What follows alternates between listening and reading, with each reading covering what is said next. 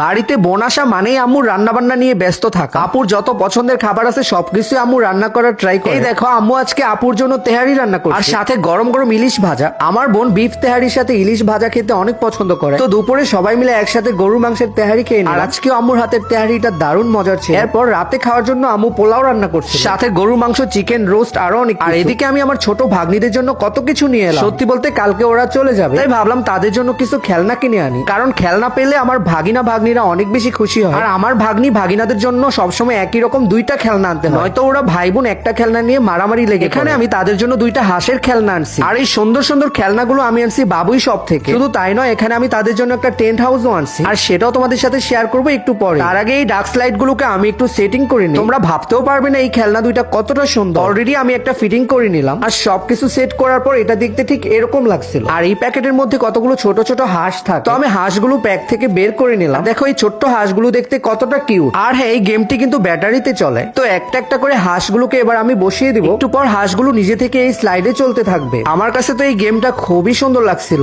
আর দেখো অন করার পর হাঁসগুলো কিভাবে ছুটাছুটি করছে। বাচ্চারা তো এই হাঁসের খেলনাটি দেখে অনেক বেশি খুশি হয়। আমি যেহেতু দুইটি হাঁসের খেলনা আনছি, তো আমার ভাগিনা আর ভাগ্নির জন্য দুইটাই এখন সেট করে দেখাবো। দেখো একইভাবে আমি বাকিটাও সেটিং করে নিলাম। তোমরা যারা এই ডার্ক স্লাইড গুলো পারচেস করতে চাও, তাদের জন্য বাবুই সব পেজটি আমার ক্যাপশনে মেনশন করে দিব। তাছাড়া স্ক্রিনে দাও হোয়াটসঅ্যাপ নাম্বারেও চাইলে কন্ট্যাক্ট করতে পারো। তো দেখো ভাগ্নিদের জন্য আমি খেলনাগুলো ফিটিং করে নিছি, আর হাঁসগুলো এভাবে ছোটাছুটি করা দেখতে তো আমারই ভীষণ ভালো লাগছে, কারণ খেলনা দুইটা দেখতে আসলে অনেক বাচ্চাদের গিফট করার জন্য খুবই ভালো একটা আইটেম। শুধু তাই নয়, এটা চলার সময় মিউজিক এবং লাইটও থাকে। আর এটা পেয়ে আমার ভাগিনা ভাগ্নি তো অনেক বেশি খুশি। এরা তো এই হাঁসের খেলনাটি পেয়ে খেলা শুরু করে দিয়েছে। তাদেরকে খুশি করার জন্যই আমি এগুলো আনছি। সত্যি বলতে বাচ্চারা তো খেলনা পেলে একটু খুশি হয়। এমনিতে আমাদের ঘরটা বেশ ভরা ছিল কয়েকদিন ধরে, কালকে ওরা চলে গেলে তো এমনিতেই ফাঁকা ফাঁকা লাগবে। আজ আমি আমার ভাগ্নিদের নিয়ে অনেক আনন্দ করলাম। আর আগের ভিডিওতে তোমরা অনেকেই এই টেন্ট হাউসটা সম্পর্কে জানতে চেয়েছি। আমি এই টেন্ট হাউসটাও নিছি বাবুই শপ থেকে। এটাও বাচ্চাদের জন্য একদম সেরা একটা প্রোডাক্ট। এইরকম খেলনা পেলে বাচ্চারা একদমই বাবা মাকে বিরক্ত করবে, সারাদিন এইগুলো খেলা নিয়ে ব্যস্ত থাকবে। এই দেখো এই টেন্ট হাউসটা এখন আমি সিটিং করব। আর এটা হলো ঘরের মধ্যে বাচ্চাদের জন্য ছোট্ট আরো একটি ঘর। বিভিন্ন কালারের এই টেন্ট হাউস গুলো পাওয়া যায়, আর এর সাথে 100 পিস বল থাকে। এই চাইনিজ বল গুলো দিয়ে এই টেন্ট হাউসটা ভরিয়ে রাখতে হয়। এত কালারফুল বল পেলে তো বাচ্চারা এমনিতে অনেক খুশি হয়। তো দেখো সবগুলো কালারফুল বল দিয়ে আমি টেন্ট হাউসটাকে সাজিয়ে নিলাম। আর এটা একটু বড় সাইজে, তাই আমার ভাগ্নি ভাগিনা দুজনেই একসাথে খেলতে পারে। অলরেডি আমার ভাগিনা আর ভাগ্নিকে এখানে বসিয়ে দেওয়া হলো। আর দেখো এটার মধ্যে ওরা কত সুন্দর ভাবে খেলা করছে। রঙিন বলগুলো দেখে তো আমার ভাগিনা একদম ছুড়াছুড়ি করছিল। তো আমার বোনের ছেলে মেয়েদের জন্য আনা গিফট গুলো কেমন হয়েছে সেটা অবশ্যই কমেন্টে জানিও। বেশ অনেকটা সময় কাটালাম আমি আমার ভাগিনা ভাগ্নির সাথে। এরপর চলে এলাম সবার সাথে রাতের খাবার খাওয়ার জন্য।